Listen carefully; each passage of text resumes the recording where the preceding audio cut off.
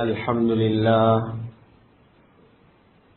نحمده ونستعينه ونستغفره ونؤمن به ونتوكل عليه ونعوذ بالله من شرور أنفسنا ومن سيئات أعمالنا من يهده الله فلا مضل له ومن يضلل فلا هادي له أشهد أن لا إله إلا الله وحده لا شريك له وأشهد أن سيدنا ونبينا ومولانا محمدا عبده ورسوله صلى الله وسلم وبارك على نبينا محمد وعلى آله وصحبه وسلم تسليما كثيرا كثيرا أما بعد فيقول الله سبحانه وتعالى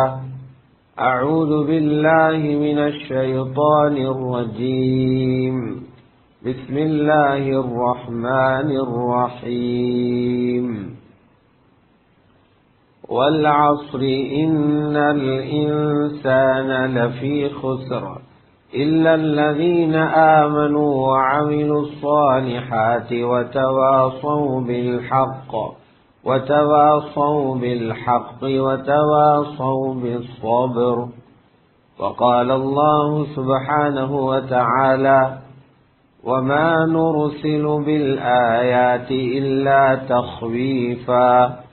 وقال الله سبحانه وتعالى ويعلم ما في البر والبحر وما تسقط من ورقة إلا يعلمها ولا حبة في ظلمات الأرض ولا رطب ولا يابس إلا في كتاب مبين.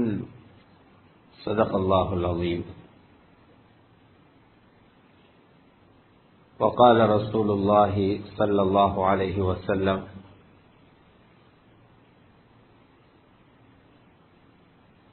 يقول الله سبحانه وتعالى يا ابن آدم أنفق عليك. وقال عليه الصلاة والسلام أيضا داووا مرضاكم بالصدقة وحصنوا أموالكم بالزكاة. وقال عليه الصلاة والسلام أيضا والله في عون العبد ما دام العبد في عون أخيه أو كما قال عليه الصلاة والسلام. எல்லா புகழும் புகழ்ச்சியும் அகிலத்தை படைத்து பரிபாலிக்கும் ஏகவல்லோன் அல்லாஹ் ஜல்ல ஜலாலுஹுக்கே உரித்தாகும்.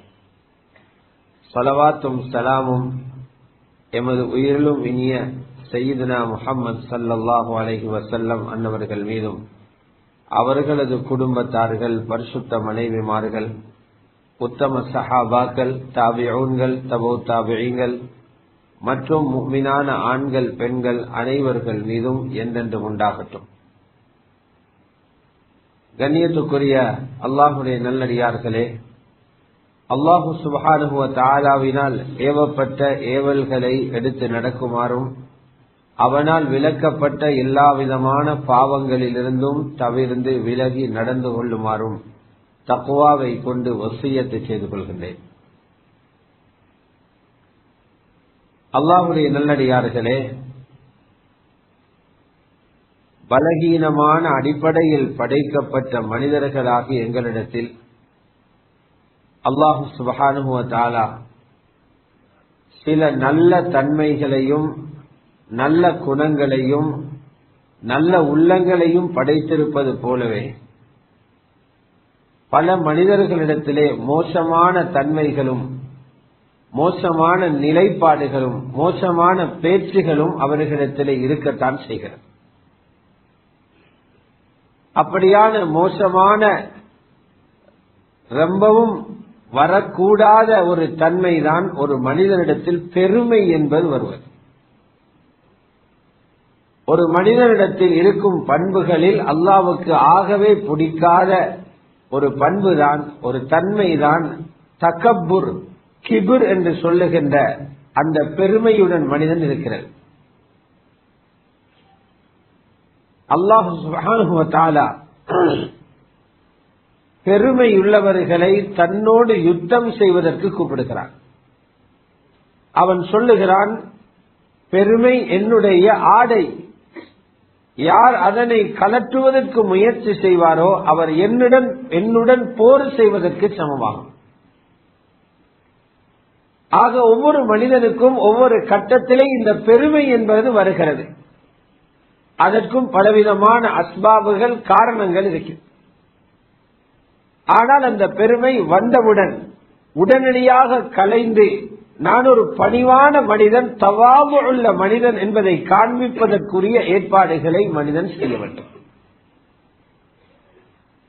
அல்லாஹ்வுக்கு பிடிக்கவே பிடிக்காத ஒரு செயல்தான் மனிதன் அல்லாஹ்வை மிஞ்சி பெருமைப்படுறது. சில மனிதர்கள் படிப்பினால பெருமை வந்துடும். மற்றவர்களை விட அவர் கல்வியில முன்னேறி இருக்கிறார், அவருக்கு எல்லாமே விளங்குது, அல்லது அவர் கல்வியில சில விஷயங்களை சாதிச்சு கொண்டு போறார். இப்போது அவருடைய உள்ளத்துல பெருமை வந்துடுது. அந்த பெருமை வளர்ந்து வளர்ந்து வளர்ந்து வளர்ந்து எந்த அளவுக்கு அந்த மனிதனை கொண்டு போய் விடுகிறது என்றால் அல்லாஹ்வோடு சவால் விடுகிற அளவுக்கு அவருடைய கல்வி அவரை கொண்டு போய் விடுது. இவ்வளவுக்கும் அவர் உலகத்துக்கு ஒன்றும் தெரியாம வந்தவர். அவருடைய உடலில் இருக்கக்கூடிய உறுப்புகள் கூட அவருக்கு தெரியாது.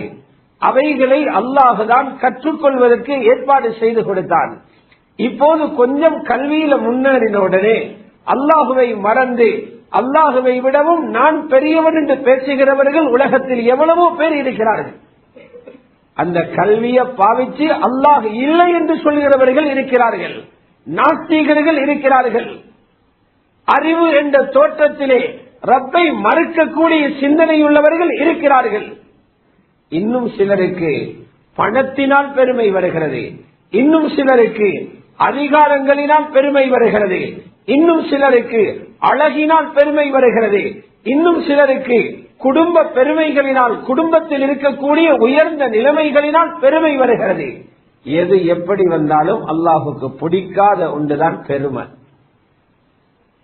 அதனால் நபி அலைஹிஸ்ஸலாத்து வஸ்ஸலாம் அவர்கள் சொன்னார்கள், பெருமை இருக்குதே அது பெரிய அண்டர் கணக்கில அல்லது கிலோ கணக்கில இருக்க வேண்டிய தேவையில்லை, டசின் கணக்கில இருக்க வேண்டிய தேவையில்லை, மீட்டர் கணக்கில இருக்க வேண்டிய தேவையில்லை. கடுகளவு பெருமை ஒரு மனிதனுடைய உள்ளத்தில் இருந்தாலும் அவர் நேரே சொர்க்கம் போக முடியாதுன்னு சொன்னார். புகாரி ஷரீஃபில் பதிவாகிறது, ரசூலுல்லாஹி ஸல்லல்லாஹு அலைஹி வஸல்லம் சொன்னார், லா யதுகுலுல் ஜன்னah من كان في قلبه مثقال حبة من خردل من الكبر. யாருடைய உள்ளத்தில் கடுகளவேனும் பெருமை இருக்கிறதோ அவர் துகுல் அவ்வலி, எடுத்த எடுப்பில மற்றவங்க போறது போல சொர்க்கம் போகிறாது. அந்த பெருமையை கழுவுவதற்கு அவர் நரகம் போக வேண்டி வரும். இதை கேட்டு சஹாபாக்களுக்கு பயம் வந்துருச்சு. பெருமையை கண்டு அல்லாஹ் அவ்வளவு கோபப்படுறானா, ரப்புக்கு அவ்வளவு ரோஷம் வருகிறா. சஹாபாக்கள் நினைச்சாங்க பெருமை என்றா அழகாக உடுக்கிறது, அழகான ஷூ போடுறது, அழகான வாகனத்தில போறது, இதுதான் பெருமை என்று நினைச்சாங்க. யா ரசூலல்லாஹ், எங்களில யாருக்குத்தான் அழகாக உடுக்கிறதுக்கு விருப்பம் இல்லை, எங்களை யாருக்குத்தான் அழகான செருப்பு போட விருப்பம் இல்லை, எல்லோரும் விரும்புறோம். அப்ப நாங்க எல்லாருமே பெருமை பிடிச்சவங்களா? நபி ஸல்லல்லாஹு அலைஹி வஸல்லம் சொன்னாங்க, உடுப்பும் வாகனமும் அல்ல பெருமை. அழகாக ஒரு மனிதனுக்கு வசதி இருந்தால் அழகாக உடுக்கிறத ரப்பு விரும்புகிறான். ஏன்? அல்லாஹ் அழகென்ற பண்புள்ளவன். இன்னல்லாஹ ஜமீலுன் யுஹிப்புல் ஜமால். ரப்பு அழகு என்ற பண்பை கொண்டவன், அவன் அழகை விரும்புகிறான். சொல்லிட்டு சொன்னாங்க, பெருமை என்றால் என்ன தெரியுமா? யாரிடத்துல பெருமை இருக்கிறதோ அவரிடத்துல ரெண்டு தன்மைகள் இருக்கும். அந்த அடையாளங்கள் இருந்தா விளங்கிக்கோங்க, நாம் பெருமை பிடிச்சவர். முதலாவது சொன்னாங்க, ஒரு விஷயம் இதுதான் உண்மை, அது தீனுடைய விஷயமாக இருக்கட்டும், கணவன் மனைவிக்கு இடையில இருக்கிற பேச்சாக இருக்கட்டும், அல்லது துனியாவுடைய ஒரு விஷயமாக இருக்கட்டும், வியாபாரத்தோடு சம்பந்தப்பட்ட விடயமாக இருக்கட்டும், நண்பர்களுக்குள்ள ஒரு பேசுற பேச்சாக இருக்கட்டும், உண்மை இது என்று விளங்கின பிறகும் அதை ஏற்காமல் மறுப்பது பெருமைதான். பத்தருல் ஹக், உண்மையை புறக்கணிக்கிறது. இரண்டாவது சொன்னாங்க நபி அலைஹிஸ்ஸலாத்து வஸ்ஸலாம், பெருமை பிடிச்சவரோட இரண்டாவது அடையாளம், நான் பெரியவன், மற்றவங்க எல்லாரும் எனக்கு கீழ, நான் தான் படிச்சவன், மற்றவங்களுக்கு ஒன்றுமே விளப்பம் இல்லை, நான் தான் பெரிய குடும்பம், மற்றவங்க எல்லாரும் தாழ்த்தப்பட்டவங்க, நான் எல்லாமே தெரிஞ்சவன், மற்றவங்களுக்கு ஒன்றுமே தெரியாது, எனக்குத்தான் எல்லா பணமும் வனமும் இருக்குது, மற்றவர்கள்ட்ட ஒன்றுமே இல்லை. அடுத்த மனிதனை கேவலமாக இழிவாக பார்க்கிற கண்ணும் உள்ளமும் இருக்கிறா. கிபரண்ட அவிஞ்ச அந்த நோய் உங்கள் உள்ளத்தில் இருக்கு. இதை சுத்தப்படுத்தும். அல்லாஹுடைய நல்லடியார்களே, இந்த பெருமை மனிதனிடத்தில் மிதமின்றி வந்து அல்லாஹ்வை மறந்து உலகத்தில் வாழ ஆரம்பிக்கிறாங்க. இந்த நேரத்தில் அல்லாஹ் இடக்கட என்ன செய்யறான், நீங்க என்னதான் உலகத்தில் ஆட்டம் போட்டாலும் நான் ஏந்த பலத்தோடு இருக்கிறேன் இடக்கட ஞாபகப்படுத்துறான். அப்படி ஞாபகப்படுத்துற நேரம் அதுக்கு மேகத்தை பாவிக்கிறான், அதுக்கு மழையையும் பாவிக்கிறான், கடலையும் பாவிக்கிறான், மலையையும் பாவிக்கிறான், பூமியையும் பாவிக்கிறான், கொசுவையும் பாவிக்கிறான், நுழம்பையும் பாவிக்கிறான். அவரிடத்தில் ஏராளமான போர்சஸ்கள் இருக்குது, படைகள் இருக்குது, எத்தனை என்று இலக்கமே தெரியாது. வமா யஅலமு ஜுனூத ரப்பிக இல்லாஹு, உங்களோட ரப்புடைய படைகள் அது ஆர்மி நேவி போல 5-6 ஜாதி அல்ல. உங்களோட ரப்பிடத்துல நிறைய போர்சஸ் இருக்குது, நிறைய படைகள் இருக்குது, அது எத்தனை என்று அவனுக்கு மட்டுமே தெரியும் என்று ரப்பு குறிப்பிடுறான். அல்லாஹுடைய நல்லடியார்களே, அப்படியான ஒரு நிலைமையைத்தான் கடந்த வாரத்தில் இந்த நாட்டில் உள்ள எல்லோரும் பார்த்தார்கள், எழுதினார்கள், செய்திகளை பகிர்ந்து கொண்டார்கள், அழுதார்கள், எல்லாமே செய்தார்கள். அல்லாஹ் நான் இருக்கிறேன் என்பதை நினைவுபடுத்தினான். உங்களுடைய கல்வியை விடவும் நான் மேலே இருக்கிறேன், உங்களுடைய சக்தியை விடவும் நான் மேலே இருக்கிறேன், உங்களை நினைத்த நேரத்தில் கட்டி போட எனக்கு சக்தி இருக்கத்தான் செய்கிறது. நீங்கள் எவ்வளவு குதித்தாலும், பணத்தால குதிச்சா குதிங்க, உங்களோட படிப்பால மேல குதிச்சு பாருங்க, எதையும் செய்யுங்க, நான் நினைச்ச நேரத்தில் யாரையும் ஆட்டி படைக்கக்கூடிய ஆற்றல் உள்ளவன் என்பதை ஞாபகப்படுத்துறான். இதுவெல்லாம் தண்டனைகள் அல்ல, இதெல்லாம் அதாவுகள் அல்ல, இதெல்லாம் பயமுறுத்தல்கள். கவனமாக இருங்கன்னு எச்சரிக்கை செய்கிறான். குர்ஆன்ல மிக தெளிவாகவே வந்திருக்கு. வமா நுர்சிலு பில் ஆயாத்தி இல்லா தக்ஃபீஃபா, வமா நுர்சிலு பில் ஆயாத்தி இல்லா தக்ஃபீஃபா, அச்சாட்சிகளை நாங்க அனுப்புறது மனிதர்களை பயமுறுத்த என்றார். சின்ன பிள்ளைகளை பயமுறுத்துறது இருக்குது. சின்ன பிள்ளைகள் அழுகிற நேரம், பெற்றோர்களுடைய பேச்சை கேட்காத நேரம், கொஞ்சம் உரிமை காட்டுவாங்க, ரொம்ப எடுத்து அச்சுறுத்துவாங்க, அல்லது சத்தம் போடுவாங்க.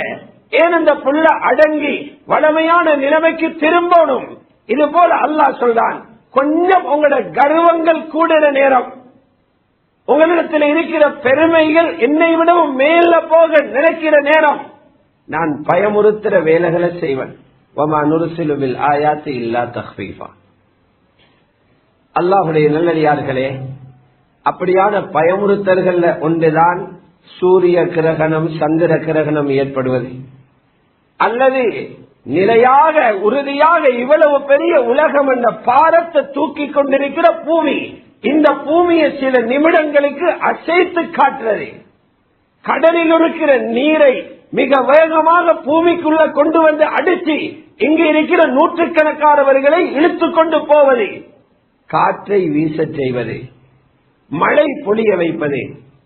அல்லாஹு சுப்ஹானஹு வ தஆலா குறிப்பிடுகிறான், காற்று நான் வச்சிருக்கிறேன், எந்த ஊருக்கு எப்படி காற்றனுப்பணும் என்றது இது எந்த வேலை, அது யாருக்கும் அந்த அதிகாரம் இல்ல.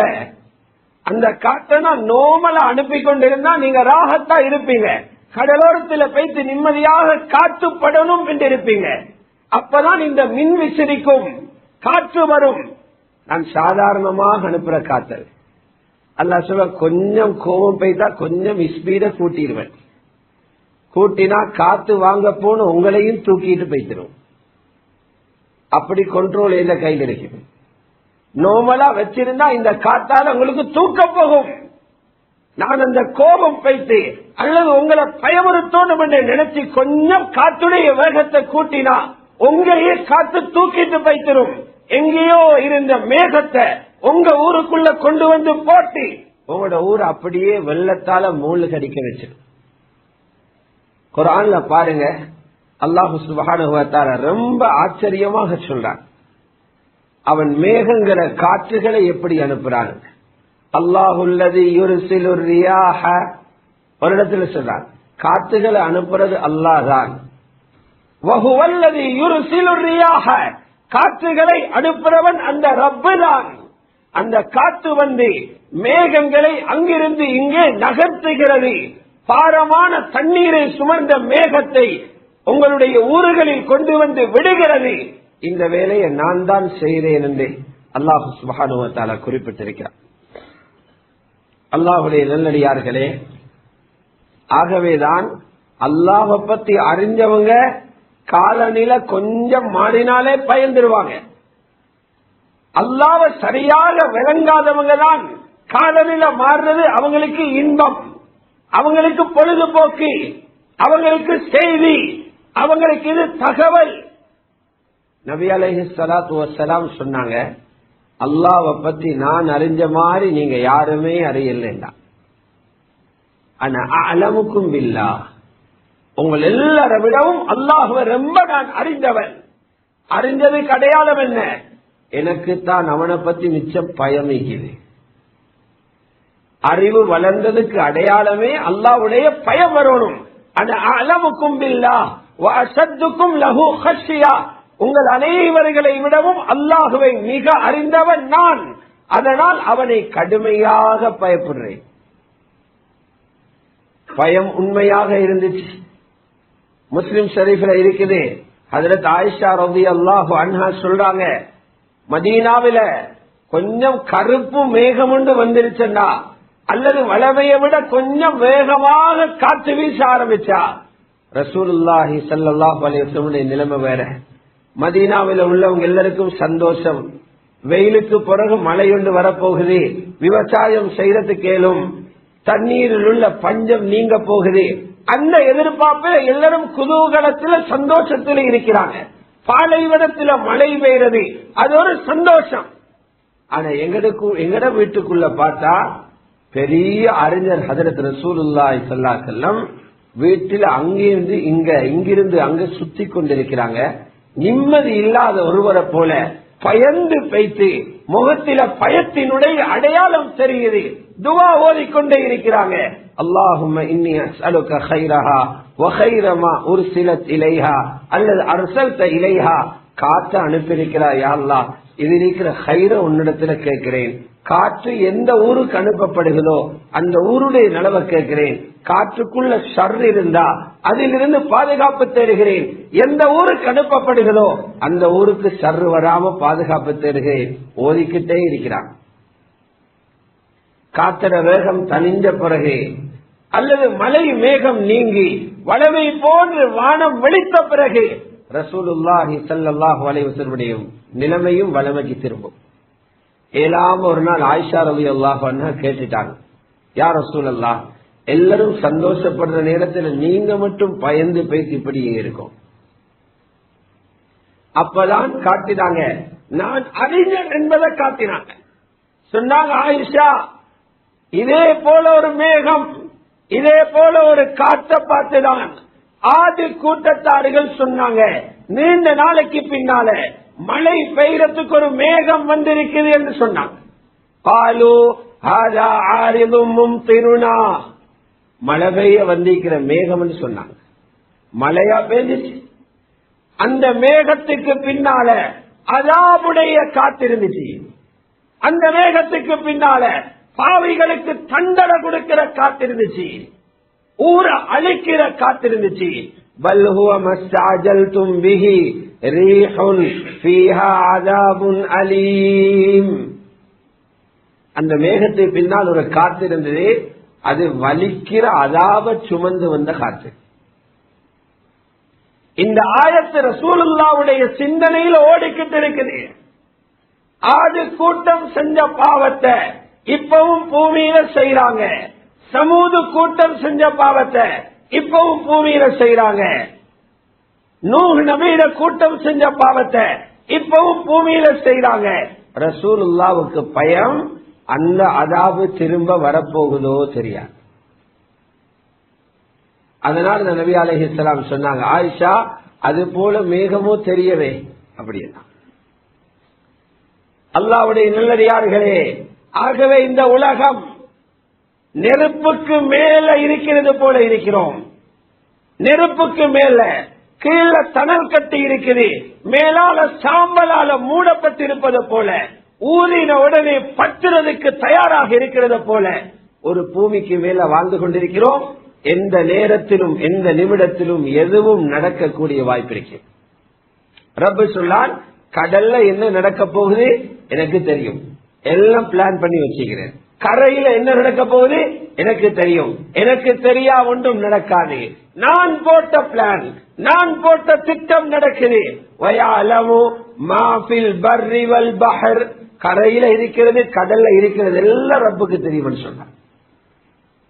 அல்லாஹ்வுடைய நல்லடியார்களே, அதனாலதான் சூரிய கிரகணம் வந்த நேரம் அனஸ் இப்னு மாலிக் ரலியல்லாஹு அன்ஹு சொல்றாங்க, நாங்க அம்பு வீசிக் கொண்டிருந்தோம், குறியை நோக்கி அம்புகளை எரிந்து பழகி கொண்டிருந்தோம்.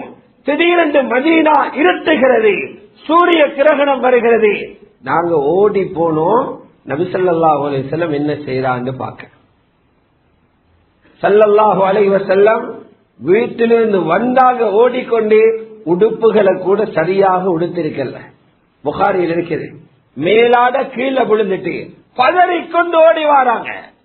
ஓடி வந்து எல்லாரையும் தொழுகைக்கு கூப்பிடுங்க என்றான்.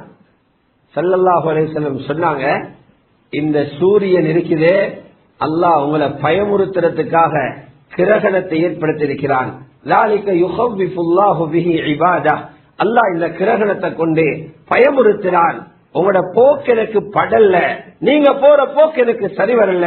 குறிப்பா சொன்னாங்க, விபச்சாரம் மேலோங்கி கொண்டு போற நேரம், ஆண்களிலேயும் பெண்களிலேயும் விபச்சாரம் மேலோங்கி கொண்டு போற நேரம் அல்லாஹ்வுக்கு வார ரோஷத்தினுடைய வெளிப்பாடுதான் இந்த கிரகணம். இது ஒரு முன்னெச்சரிக்கை. இந்த கிரகணத்தை கொண்டும் இந்த அற்பமான கேவலமான பாவத்தை நீங்க விடலை என்றா அடுத்த அடிக்கு தயாராகுங்க என்று அல்லாஹ் எச்சரிக்கிறான். உடனே அல்லாஹ்வுடைய கோபத்தை நீக்கி இந்த கிரகணத்தை இல்லாமலாக்கிறதுக்காக கிரகணம் நீங்கும் வரைக்கும் தொழுகையில இருங்க என்று சொன்னாங்க ரசூலுல்லாஹி ஸல்லல்லாஹு அலைஹி வஸல்லம். அல்லாஹ்வுடைய நல்லடியார்களே, ஆகவே கடந்த வாரம் ஒரு பெரிய இழப்பை அல்லது பெரிய ஒரு சேதத்தை இந்த நாடு கண்டிருக்கிறது. கிட்டத்தட்ட 21 மாவட்டங்கள் இருந்து 4 லட்சம் பேர் பாதிக்கப்பட்டிருக்கிறார். பல வீடுகள் முழுமையாக உடைந்து போயிருக்கிறது, பல வீடுகள் பாதியாக உடைந்து போயிருக்கிறது, பல உயிர்கள் அதை இழந்திருக்கிறோம். இது பெரிய ஒரு இழப்பாக அல்லாஹ்வுடைய ஒரு சோதனையாக பார்க்கிறோம். ஆனால் அல்லாஹ் ஒரு சோதனை அனுப்புற நேரம் நல்லவர்களுக்குத்தான் அது சோதனை, மூமின்களுக்கு சோதனை, பாவம் செய்கிற பாவிகளுக்கு தண்டனை.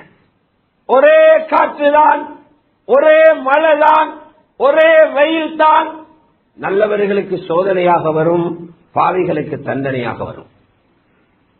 ஒரு கத்திய போல ஒரு சின்ன கத்தி இருக்குது, கூரிய கத்தி இருக்குது. இத ஆபரேஷன் தியேட்டர்ல டாக்டர் எடுத்து ஒரு நோயாளியில நெஞ்ச பிளக்கிறாரு. அதன் முடிவு என்ன ஆகுது? அல்லாஹ்வுடைய ஏற்பாட்டில மௌத்தாக இருந்தவரே பொழைச்சி வாராரு. இதே கத்திய நாங்க எடுத்து ஒருத்தர நெஞ்ச பிளந்த எப்படி ஆகும்? நல்லா இருந்தவர் கபருக்கு போய்த்துருவாரு. ஒரு கத்தி தான், ஒருத்தருக்கு சோகம், இன்னொருத்தருக்கு மௌத். இது போல ஒரு வெள்ளம், நல்லவர்களுக்கு பதவி உயர்வு, பாவிகளுக்கு துன்பம். ஒரு காற்று, நல்லவர்களுக்கு அந்தஸ்து, நல்லவர்களின் பாவம் மன்னிக்கப்படுகிறது, மௌத்தானவர்கள் சுகதாக்களாக பறக்கிறார்கள், பாவிகள் இழிவாக்கப்படுகிறார்கள். ஆகவே இது மாதிரி கட்டங்களில நாங்க மூமிங்கள் என்ற ரீதியில எப்படி நடந்து கொள்ளும்? முதலாவது எங்கட ஈமான பாதுகாத்துக்கணும். மூமிங்கள் எங்கட ஈமான பாதுகாக்கணும். ஒவ்வொருவருடைய ஈமான் எந்த நிலைமையில இருக்கிறது என்பதை பார்க்கலும் சோதனவார நேரம். அவங்களோட கையால வெளிப்படும் நாங்க சம்பாதிச்சிருக்கிற ஈமான் இவ்வளவுதானது. பேச்சுகளால வெளிப்படும் நான் மூமினா நாஸ்திகனா, நான் மூமினா முனாஃபிகா. எத்தனை கதை கதைக்கிறாங்க, எத்தனை எழுத்து எழுதுறாங்க, பார்க்க பயமாய். நாஸ்திகர்களுடைய பேச்சு, இறைவன் இல்லை என்று சொல்லுகிற பேச்ச படித்தவர்கள் என்று சொல்லும் பலரும் எழுதி ஈமானுக்கு அவர்களை வேட்டு வச்சு கொண்டிருக்கிறார். நேற்று ஒரு செய்தியை படிச்சேன். அந்த செய்திக்கு கீழால் ஒரு 45 பேர் கமெண்ட்ஸ் எழுதியிருக்கிறார். அவங்களோட கருத்துக்களை பதிவிட்டிருக்கிறார். பார்க்கவே பயமாய்க்குது. எழுதினது களிமா இல்லாதவர்கள் அல்ல, எழுதினவர்கள் எல்லாம் லா இலாஹ இல்லல்லாஹ் சொன்னவங்க. பயமாக இருக்குது. இவங்களுக்கு தொழுகையை சொல்ல முன்னால இவங்களுடைய ஈமான சரி பண்ண வேண்டியிருக்குது. 100க்கு 100 நாஸ்திகன் பேசுற பேச்ச நாஸ்திகன் எழுதுற எடுத்து எழுதிக்கிறான். அல்லாஹ் பாதுகாப்பு. அல்லாஹ்வுடைய நல்லடியார்களே, குர்ஆன் இருக்குதே எல்லாருக்கும் நேர்வழி காட்டாது. குர்ஆன் எல்லாருக்கும் நேர்வழி காட்டாது, அப்படி வாக்கு தரல. குர்ஆன் நேர்வழி காட்டும் முத்தகீங்களுக்கு. சூரத்துல் பக்ராவை தொடர்ந்த உடனே வருகிற முதல் ஆயத்தை பாருங்க. அலிஃப் லாம் மீம் ஸாலிகல் கிதாப் லா ரைப ஃபீஹி ஹுதல் லில் முத்தகீன். இந்த வேதத்துல சந்தேகப்பட ஒன்றுமே இல்லை. இந்த குர்ஆன்ல சந்தேகப்படுறது கொண்டுமே இல்லை. இந்த குர்ஆன் முத்தகீங்களுக்கு நேர்வழி காட்டி உலகத்திலேயும் அழகாக வாழ வச்சு சொர்க்கம் வரைக்கும் கூட்டிக் போகும். அதுதான் ஹுதாத அர்த்தம். அது பிறகு சொல்றான் முத்தகீங்கள் யாரு? முத்தகீங்கள் யார்? அவங்களோட 3 இடங்கள்ல 3 வேலை நடக்கணும். ஒன்று முத்தகீயுடைய உள்ளம், இரண்டாவது முத்தகீர சிந்தனை, மூன்றாவது முத்தகீர செயல். உள்ளத்தில் எண்ணிக்கணும், ஈமான்தாரியின் உள்ளத்தில் எண்ணிக்கணும். அல்லாஹ் செய்கிறான், இதெல்லாம் வேறொன்று பூந்தி சென்றா, வேறொரு சிந்தனை பூந்தி சென்றா உள்ளம் பழுதாயிடும். முத்தகீர மூளையால யோசிக்கணும், முத்தகீர உடம்பு வேலை செய்யும். உள்ளத்தில் அவரோட நம்பிக்கை, மூளையால சிந்திக்கணும், உடல் வேலை செய்யும். அதனாலதான் முத்தகி அடையாளப்படுத்தும் போதெல்லாம் சொல்றான், யாரு முத்தகி? அவருடைய உள்ளத்தில் இருந்திருக்கணும். அல்லதீன யுமினூன பில் கைப், கண்ணுக்கு தென்படாததையும் அல்லாஹ்வும் ரசூலும் சொன்னா நம்பணும். அல்லாஹ்வும் ரசூலும் சொன்னா கண்ணுக்கு தென்படுறதை, இவ்வளவு காலமும் கண்டு வந்ததை, இவ்வளவு காலமும் கேட்டு வந்ததை மறுத்து அல்லாஹ்வும் ரசூலும் சொன்னதை நம்பணும்.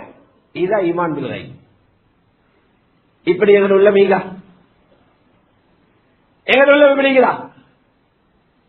சோதனை வந்தவங்க சோதனை வந்த நேரத்தில் பாருங்க, ஒன்று நடந்து முடிஞ்ச பிறகு ஒரு மூமின் என்ன சொல்லணும்? நடக்க முந்தி மூளையால யோசிங்க, உடம்பால வேலை செய்யுங்க. நடக்க முந்தி தான் மூளையால யோசிக்கணும், உடலால வேலை செய்யணும். நடந்து முடிஞ்ச பிறகு என்ன செய்ய? ரசூலுல்லாஹ் சொல்லி தந்தாங்க.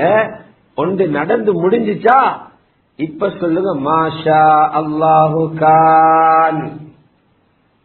அல்லாஹ் நாடினது நடந்துட்டு, அது கண்களை போட்டீங்க, உள்ளம் எரிபட்டு பைத்திரும், ஈமான் பைத்திரும், முனாஃபிகா பைத்திருவீங்க, நாஸ்திகனா பைத்திருவீங்க. நடந்து முடிஞ்ச பிறகு எவ்வளவு பெரிய படித்தவரும் பண்டிதரும் எவ்வளவு பெரிய சக்தி மிக்க ஆட்சியாளரும் ஒன்றத்தான் கடக்கணும். ரப்பு நாடினது இவ்வளவு நாளும் எங்களுக்கு தெரியாம இருந்துச்சு, நடந்த பிறகுதான் தெரிய வந்தது. மாஷா அல்லாஹுக்கா, அவன் நாடாதது நடக்காது. இது உள்ளத்தில் வர வேண்டியது.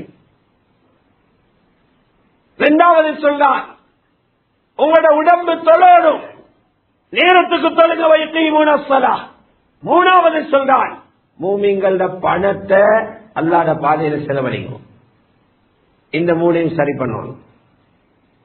அல்லாஹ்வுடைய நல்லடியார்களே, புகாரி ஷரீஃப்ல இருக்குது, ரசூலுல்லாஹி ஸல்லல்லாஹு அலைஹி வஸல்லம் ஹுதைபியாவுக்கு போனாங்க. உம்ரா செய்ய போயிட்டு ஹுதைபியாவில தடுத்து நிறுத்தப்பட்டு அங்கு ஒரு ஒப்பந்தம் கைச்சாத்திடப்பட்டது. போனண்டு ராவு பெரியோர் மலையோடு பெய்ஞ்சிட்டு, நான் சொல்றது சஹீஹ் புகாரிலே. ஸல்லல்லாஹு அலைஹி வஸல்லம் சுபஹ் தொழுதுட்டு சொன்னாங்க, அல்லாஹ் எனக்கு ஒரு தகவல் ஒன்று அனுப்பிக்கிறான், உங்களுக்கு தெரியுமான்னு கேட்டான். அத்ததுரூன மாதா கால ரப்புக்கும், உங்களோட ரப்பு என்ன சொல்றான்னு தெரியுமா? சஹாபாக்கள் சொன்னா, யாரும் சொல்ல தெரியாது, உங்களுக்கு தான் அது தெரியும் சொன்னாங்க. நபி ஸல்லல்லாஹு அலைஹி வஸல்லம், நேத்து ராவு பெய்த மழையால ஒரு கூட்டம் ஈமான சரி பண்ணி கொண்டாங்க, இன்னொரு கூட்டம் காபிரா போயிட்டாங்க மழையால.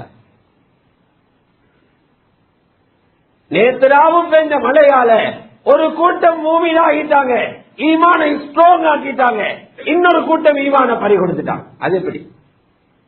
யாரெல்லாம் இந்த மழை எங்கட ரப்புடைய அருளால பெஞ்சதுன்னு சொன்னாங்களோ அவங்க ரப்ப ஈமான் கொண்டாங்க. நட்சத்திரங்களை, கோள்களை, தாளமுக்கத்தை அது எல்லாத்தையும் மறந்துட்டாங்க. நாஸ்திகம் பேசுறேன், இயற்கையின் கோரம் படிச்சவர்கள் பேசுறாங்க.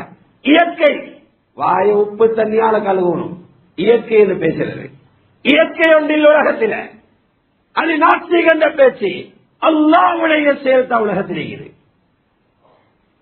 அல்லாஹ்வுடைய நல்லடியார்களே, ஸல்லல்லாஹு அலைஹி வஸல்லம் சொன்னாங்க, அப்படி சொன்னவங்க ஈமான்தாரி ஆகிட்டாங்க. கோள்களையும் அதையும் இதையும் எல்லாத்தையும் மறுத்துட்டாங்க.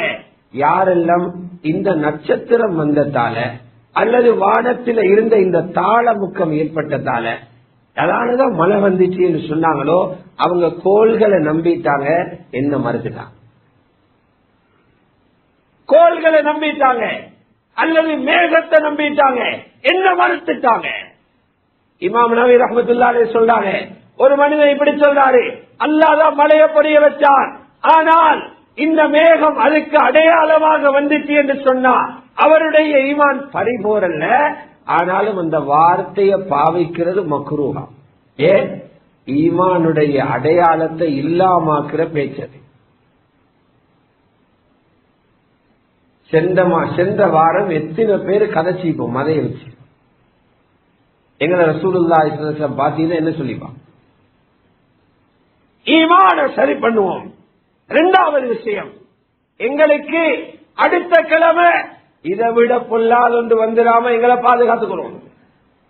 எங்களுக்கு வந்தீங்க ரெட் அலர்ட் எச்சரிக்கை வந்தீங்க, அங்க காத்தும் வெள்ளமும், உங்களுக்கு பக்கத்திலே கடலிக்குது, கவனம்.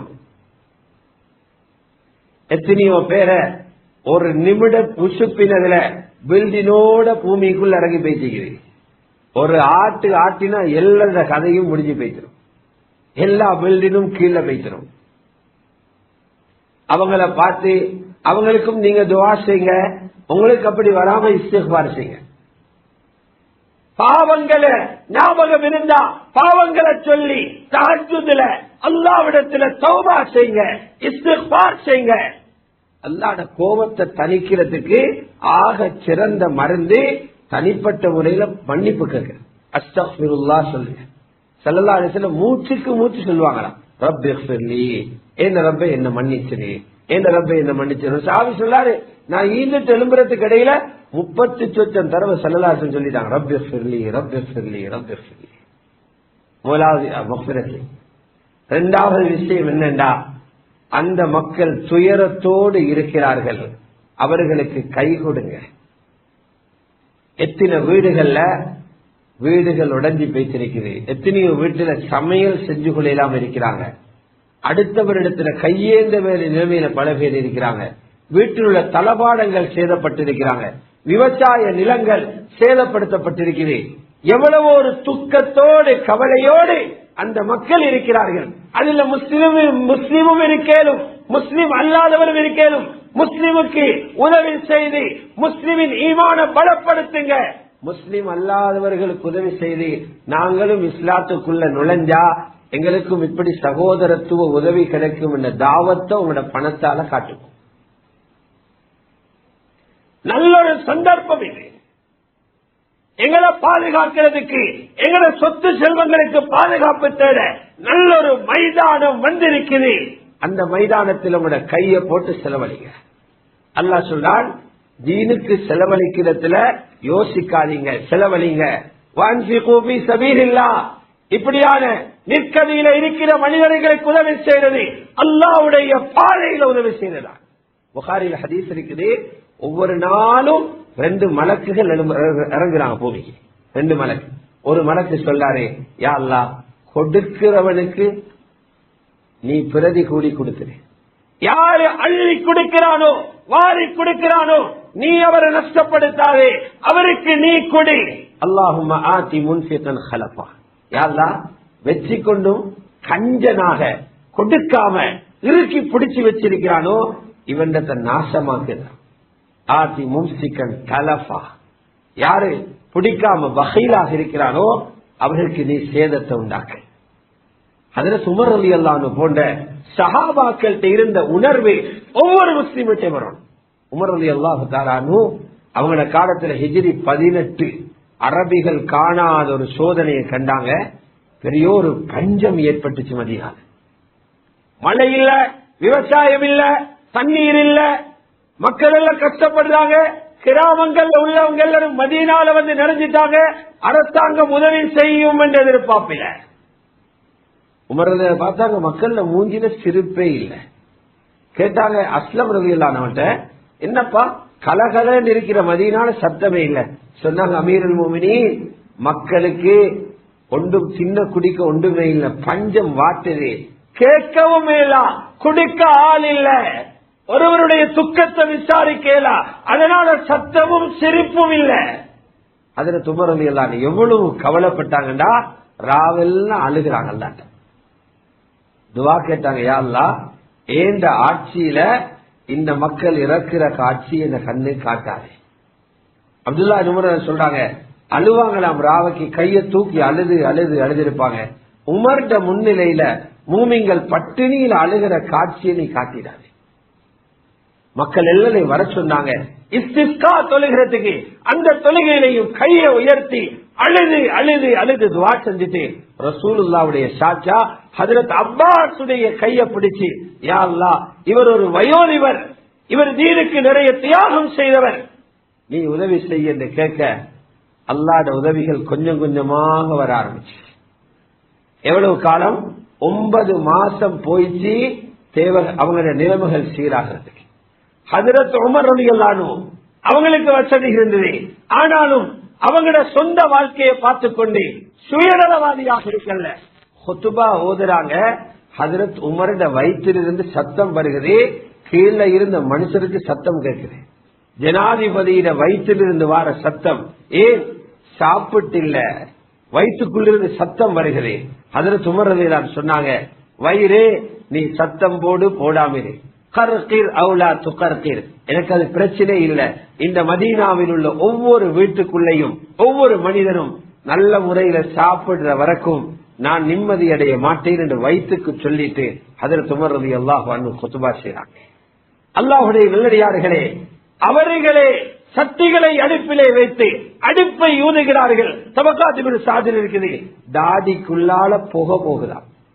ஜனாதிபதி அடுப்பு ஊதுறாரே, அகதியாக நிற்கிற நிற்கதியாக இருக்கிற மக்களுக்கு சாப்பாடு கொடுக்க. நானும் நீங்களும் வீட்டில் நிம்மதியாக சாப்பிடலுமா? அந்த மக்கள் இன்னொருவருடைய தயவை எதிர்பார்த்திருக்கும் போது 8-9 மாதத்துக்கு பின்னால நிலைமை சீரடைஞ்சு மக்கள் போற நேரம் மக்கள் ஹஜ்ரத் உமரை பார்த்து அழுகிறாங்க. ஹஜ்ரத் உமர் மக்களை பார்த்து அழுகிறாங்க. இது அன்றிருந்த தலைவர்களுடைய மாண்பு. ஆகவே இன்று ஏற்பாடுகள் எல்லாம் செய்யப்பட்டிருக்கிறது. வெள்ள நிவாரணத்துக்காக இந்த மஸ்ஜிதாலேயும் ஏற்பாடு செய்யப்பட்டிருக்கிறது. ஜமியத்துல் உலமா இதில் சம்பந்தப்பட்டிருக்கிறது. ஆகவே அனைவர்களும் நாங்க இப்படியாவது சிந்திக்கலாம். வளமையில ஒரு மாமிசத்தை சாப்பிடுறோம், ஒரு மீனை வாங்கி சாப்பிடுறோம், அதுக்கு ஒரு 1000-2000 செலவாகுது. இன்றைய நாளில அல்லது நாளைய தினம் அந்த இறைச்ச மாமிசத்தை நிறுத்திட்டு ஒரு சோத்தையும் மரக்கறியும் சாப்பிடுவோம். இந்த மாமிசத்திர காட்சி ஒரு கஷ்டவாளியிட வயிற்றுக்கு உணவாக போகட்டும் என்று சிந்திச்சா அல்லாஹ் உங்களோட செல்வத்தில் எவ்வளவு பெரிய பரக்கத் செய்வார். ஸல்லல்லாஹு அலைஹி வஸல்லம் சொன்னாங்க, சதக்கா கொடுங்க, உங்களோட நோயாளிகளை பாதுகாக்கிறோம்.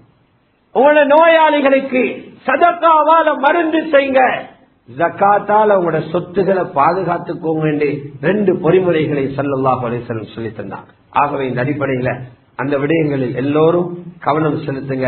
வல்லவன் அல்லாஹ் சுப்ஹானஹு வ தஆலா எங்கள் அனைவர்களுடைய பாவங்களையும் மன்னித்தருள்வாராக. யா அல்லாஹ் எங்களுடைய பாவங்களை மன்னித்தருள்வாயாக. பூரா உலகத்தில் உம்மத்தில் உள்ள முஸ்லிமான ஆண்கள் பெண்கள் அத்தனை பேருடைய பாவங்களை மன்னித்தருள்வாயாக. யா அல்லாஹ் யாரெல்லாம் பாதிக்கப்பட்டிருக்கிறார்களோ அந்த முஸ்லிம்களுக்கு நீ அவசர உதவி செய்து அவர்களுடைய கஷ்டங்களை சிரமங்களை நீக்கி வைப்பாயாக. யாரெல்லாம் உயிர் நீத்தார்களோ அவர்களை சுஹதாக்களாக கபூல் செய்து உயர்ந்த மேலான பதவிகளை ஜன்னத்துல் ஃபிர்தௌஸிலே அவர்களுக்கு நசீபாக்குவாயாக. எதிர்காலங்களில் தாங்க முடியாத இது போன்ற சோதனைகள் கஷ்டங்கள் வருவதிலிருந்து எங்களையும் எங்களுடைய சந்ததிகளையும் எங்களது முஸ்லிம் சமூகத்தையும் இந்த நாட்டையும் உலகத்தையும் நீ பாதுகாத்தருள்வாயாக. வ ஆகிரு தஅவானா அனில் ஹம்து